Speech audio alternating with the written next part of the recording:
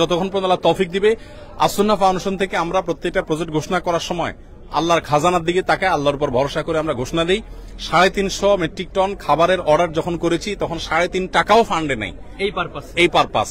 আগের বছরে কিছু টাকা আছে, এই বছরে নতুন 3.5 টাকাও আসে, অর্থাৎ এখন আমরা ঘোষণাই করি নাই। এই বন্যা কেন্দ্রিক কোন ঘোষণার আগে অলরেডি আমাদের প্রসেসিং এর জন্য অর্ডার দিয়ে ফেলছে, আল্লাহ ভরসা করি। এরপর আল্লাহ তাআলা আমাদেরকে নিরাশ করেন না, হয়ে যেতে থাকে।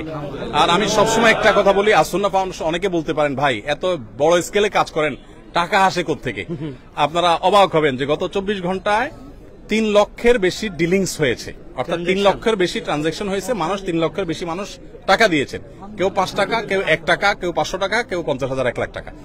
আমাদের এখানে কোনো বড় লোকের টাকা ফাউন্ডেশন চলে না।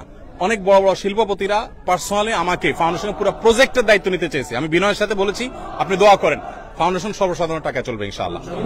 ধন্যবাদ সবাইকে। আমরা জানি এর আগেও যখন সিলেট সুনামগঞ্জে আমরা কাজ করেছি, বন্যার টাটকা অবস্থায় কাজ করা যায়, কিন্তু পুনর্বাসনের সময় মানুষের আগ্রহটা কমে যায়। আর দ্বিতীয়ত যখন একটু বন্যা কমতে শুরু করে তখন যে মেডিকেল ক্রাইসিস হয়, এক্ষেত্রে ডাক্তারদের জন্য আপনার যদি কোনো পরামর্শ থাকে। মেডিকেল টিম আমরা ইনশাআল্লাহ গঠন করব, আমাদের প্ল্যান আছে, আর অনেকে করছেন, সেগুলো তারা করবেনই।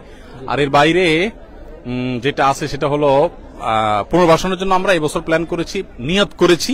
আমাদের কাছে ফান্ড যদি আল্লাহ মিলাই দেন পুরাটা, আমরা 4000 ঘর পুনর্বাসন করবো ইনশাআল্লাহ, যাদের ঘর হারা হয়ে যাবে তাদের জন্য। আর এমনিতে আলহামদুলিল্লাহ ত্রাণ তো চলবেই।